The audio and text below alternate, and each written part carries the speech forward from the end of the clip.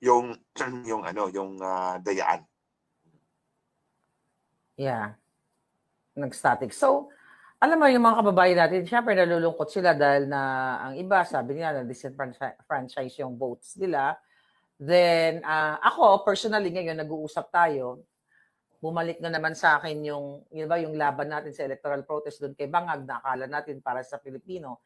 And now, even though we have capacity, kunwari, na mag-file tayo ng electoral protest, kasi nga, pinaniniwala ko yung panaginip ko na binawasan si Attorney Vic ng 5 million. Kung totoo nga yung panaginip kong yon, pasok siya talaga dito sa Magic 12 or Top 12 na ito. So kung ganito na lang, Attorney Glenn, paulit-ulit, hindi tayo makafile ng electoral protest kasi mahal, hindi natin alam kung mananalo ba tayo o ilan ba magtatagal, okay? So ano? Even if mahal, even if time-consuming, pwede naman nating pagpasensyahan yan. Pwede nating pag-ambag-ambagan yan, yung babayad natin. Yung filing fee, yung deposit, we can extend our patience for how long it takes. Ang problem is, kontrolado ng sindikato ang buong proseso ng protesta. At Yun nga, wala tayo. brother. Yun nga, mga kababayan, yun nga ang sinasabi ko. Kasi the reason why, gusto kong malaman, kung gusto kong mabuksan yung laman ng SD card, malaman kung ilan ba talaga ang pumasok na boto sa mga kandidato natin. Not only kay Attorney Vic, yung other Duterte candidates. O yung iba pa na mga kandidato na may sentimiento na feeling nila na daya sila. Kaya nga, paulit-ulit na lang tayo, tayong dalawa dito, Attorney Vic, paulit-ulit na At lang tayo nakikipaglaban sa dayaan. So, paulit-ulit tayo nag-a-advise sa ating mga kababayan, o ganito gawin natin sa eleksyon. Then now, meron na namang glitch sa sinasabi nila, glitch or daya, or ang dami talagang discrepancies. So, parang pasensya na lang ba tayo dahil unang-una mahal, and those reasons na binanggit mo, makapagod din mga kababayan, given the fact na nagdagdag ng 5.2 million duplicated results yung mga makina in 15,001 precincts, with more reason that you should get the audit logs of the machines and the audit logs of the Municipal Board of Canvasser server para makita natin kung totoo nga ba talagang nag-duplicate yung resulta. Di ba? Yeah. That's the Yeah. way. So, gamitin nyo na rason sa COMELEC, given the fact na nangyari ito, na-publish to, and we are concerned, hingi kami ng kopya ng audit log at ng audit log sa makina at canvassing server sa munisipyo. But then, going sa punto ni Ate Claire, hayaan na lang ba natin na ganito na lang palagi ang eleksyon natin? Tandaan nyo mga kababayan, sobrang init ng panahon kahapon. I was out there. I was just like you. I was out there, Yeah. dalawang school pinuntahan ko. Dalawang schools ang inikot ko, in-interview pa nga ako ng local media Kasi may sinabi ako, actually, wala naman silang intention na interviewin ako Tapos may nasabi ako, nagsinabi ng isa, uy, maganda yung sinabi niya. Lumapit na sila sa akin, in-interview na nila ako because they were actually going, sinamahan ko si Mayor Christine Takahashi na bumoto. And then, habang bumuboto sila, yung media nasa labas. Nagkwentuhan kami. Ang iba nakakilala sa akin. Yung nagkwentuhan kami. Tapos may nasabi ako maganda. Sabi niya, ay, interview na lang natin siya. Maganda yung sinabi niya. Kasi doon, na-interview nila ako. Ang sabi ko nga, kung makita niyo, doon sa isang presinto, napuntahan ko talaga yun, ang ng pila ng mga butang naghawak na ng kanilang balota. They were already holding their ballots, ha? Ang nangyayari, after every 1 hour, nag-heat stroke ang makina. After every 1 hour, nag-heat stroke ang makina ni George Garcia. So, hanggang nag-snake na yung mga tao. May mga bumuboto at ang pila ng mga taong magboboto na talaga sa makina, humaba ng humaba. So, ang sabi ko, look at these people. Pumunta sila doon with the expectation na ang kanilang balota ay bibilangin ng tama. Ang kanilang boto, register ng tama. They go through all the discomfort of being there in the middle of the day. Lumabas ako kapon nung isang school, 1:30 ng hapon. Mainit na mainit yun. So, ang daming presinto. Tapos, it takes hours before you can vote. At the end of the day pala, may winner na pala sila. Yeah. Hindi pala counted yung boto mo. So parang ginawa lang tayong props, mga kababayan. That's the end all and be all. That's the, to be frank about it all. Ginawa lang tayong props. Ginawa Yeah. lang tayong props para magmukhang may semblance of legitimacy ang kanilang pagmamalupit at pag-enslave sa ating lahat. May semblance Yeah. of legality. Tayo pa ang ginawa. Tayo pa ang ginamit to lend a semblance of legitimacy sa kanilang pamamahala, sa kanilang pag-enslave sa atin, sa kanilang pag-abuso sa atin. At papayagan ba natin ganito na lang? O tingnan ninyo itong nangyari ngayon. May tiwala ka pa sa eleksyon na nagdagdag ng 5.2 million tapos babawasan din ng 5 million kasi nagkamali. Kung nagkamali ang makina, then nagkamali sila sa pagbilang ng boto, di ba? At the very least. Sabihin natin, oh sige, granted, for the sake of argument, granting arguendo, na walang daya, itong pagkakamali, hindi pwedeng patawarin. Hindi pwedeng palagpasin. At dapat managot dyan, si George Garcia. Kasi siya ang salesman niyan eh. Kaya nga siya tinira ni Smartmatic eh. Galit na galit si Smartmatic sa kanya eh. Because hindi niya tinupad yung deal nila eh. At saka Lumipat di ba siya dapat di ba yung mga machines na yan, Attorney Glenn, yun nga, before ng election, kaya nga may tinetest sa mga machine na yan if they can withstand with this temperature, right? Yes, of course. Actually, Ate Claire, bago pa man lang, may set standard yan, di ba? May set standard yan. May sinusunod silang minimum basic requirements, no? Basic or minimum requirements ng mga voting machine na yan. Tinesting natin yan if it works. Yun na nga, sabi ng ating mga kababayan, marami. Sa final testing and sealing, kumana naman to. Bakit ngayon, pumalya ng pumalya? Oh, anong ibig sabihin? At kabago-bago ng makina, supposedly, nirentahan mo na mahigit 100,000 bawat makina. Mind you mga kababayan, 100,000 plus per machine. At magkano uli yung ginastos natin dito sa 2025 election? 18.2 billion for the rental of the machine only. Bataan nyo yan, mga kababayan. Almost 200,000 kasi 93,000 yan eh. 100,000 plus pala. 100,000 plus. At 18.2 billion is 180,000 ang rental per machine. Ang gagamitin mo lang 2 araw. Isang final testing and sealing, isang araw ng halalan. Is it right mga kababayan? Tama ba? Na aarkilahin natin ang mga makina na ito ni George Garcia ng 180,000 for 2 days of use. Hindi nga 2 days eh. Kasi yung final testing and sealing, isang araw of half day lang yun. Oras lang yun, di ba? Oo. Eh. Tapos itong election day. For most of our Filipino brethren, sa ating mga kapatid na Pilipino, 180,000, they may never earn it in a lifetime. Tandaan nyo yan mga kababayan. Sa ating mga kapatid na mga sobrang hirap sa buhay, they will never earn 180,000 in the course of their entire lifetime. Wala nang pinanganak sila hanggang mamatay sila. They will never 180,000 a day or even for a month, yeah, you know. Will never pass through their hands in their entire life. Ito, gamitan lang. Dalawang gamitan sa dayaan.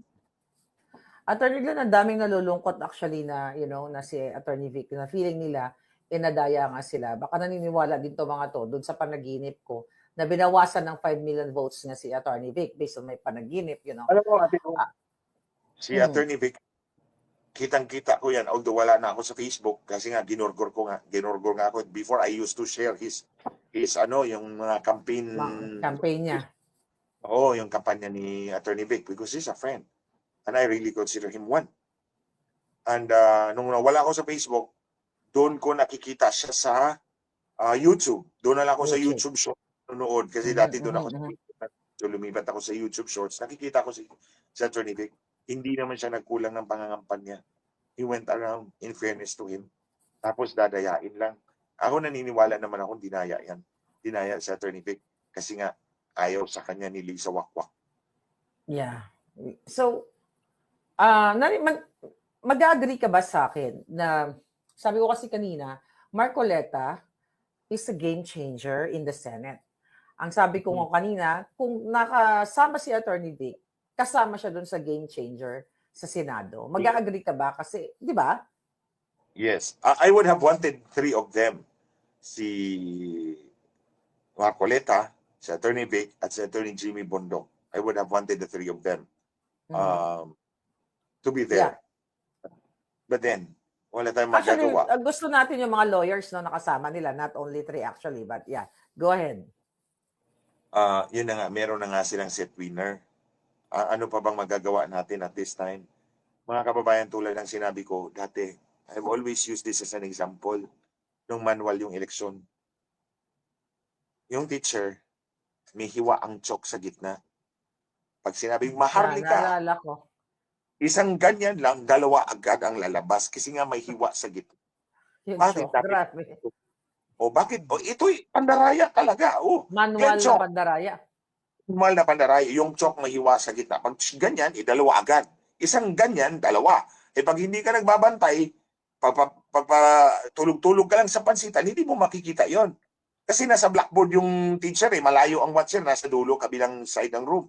So, bakit natin alam na ganito yung pandaraya o may ganitong klaseng pandaraya? Dahil nakikita ng mata natin. Dahil mano-mano ang gawa nilang daya. Mano-mano ang daya, nakikita ng mata, nababantayan, napipigilan. Pero kapag ang daya ay ginagawa ng makina, sa loob ng makina, kahit indilat mo pa yung mata mo, kahit mag-antios ka pa dyan, mag-antipara ka, mag-eyeglass ka, mag-ray-ban ka pa dyan, o magdala ka pa ng teleskopyo, o magdala ka pa ng microscope, wala kang mahuhuli. Kaya kampante, ang mga nilalang na tulad ni George Garcia, nadayain yung eleksyon natin. Tulad ni Lisa Marcos, nadayain tayo ng harap-harapan. But then, the heavens will never allow it and it will always provide us evidence. God will always provide us, ituturo na nyo sa atin, ito yon. Ayan, lumapas yung 5.2 million nilang dagdag. Yeah. So, Attorney Glenn, nag-statement, no, nagbigay ng statement si Inday Sara na after dito sa election result na ito, na samahan siya para magbuo ng isang strong opposition. Okay? Dahil, laban dito sa mga bangag na ito, dahil nga sa mga ginagawa nila. Bago mo sagutin yan, ikaw ba ay convinced na talagang yung Duterte power, Duterte influence, ang Duterte supporters ay nag-reign o naghari ngayong 2025 election, even though merong mga ganitong klaseng reports na glitches, dayaan, kung ano pa man? Ate Claire, ang sagot ko dyan is, one time I was here, actually 3 beses na akong pabalik-balik dito in this month alone. 3 beses ko na itong pabalik-balik dito. The last time I was here, I was in the street. I was just, nagbigay lang ako ng talk at that. Katatapos ko lang nagbigay ng talk and I went down. Nagiyos ako dun sa labas.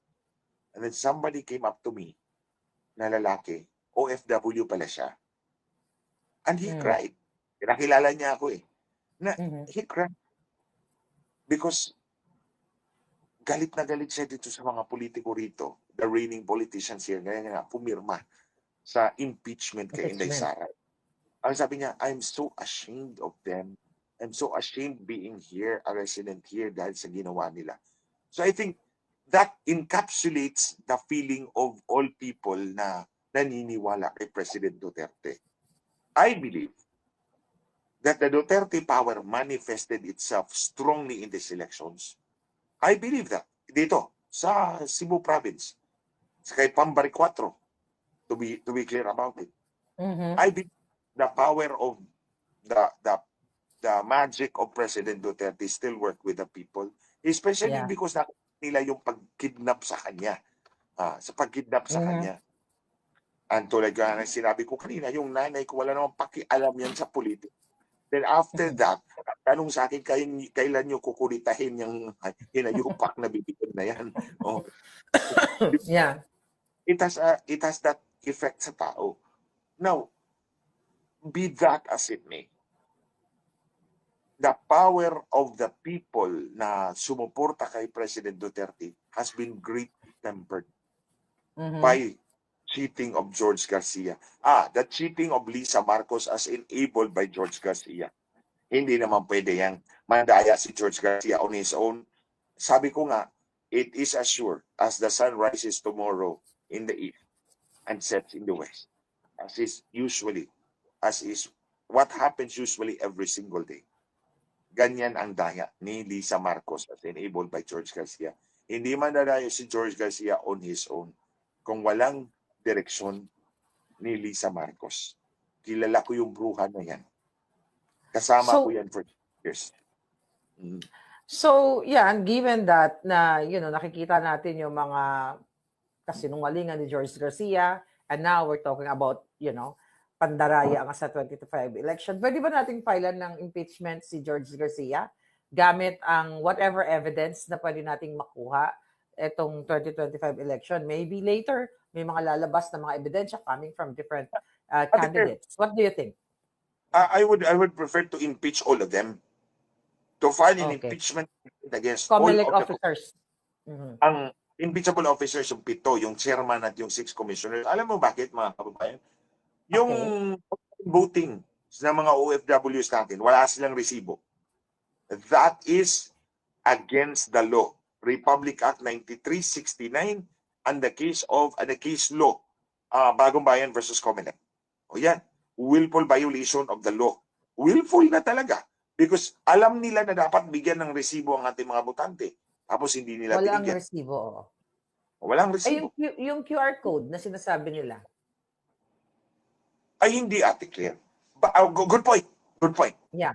Yung sabi niya, QR code, I think it's the JSON file. The JSON file. Yeah. Ang sinabi ng batas, voter verified paper audit trail. Voter verified. So, ako as a voter must be able to verify. Paano ko mapasahin yung quick response code? Hindi naman ako app. IT, yeah. Or whatever, kahit nga. Totoo.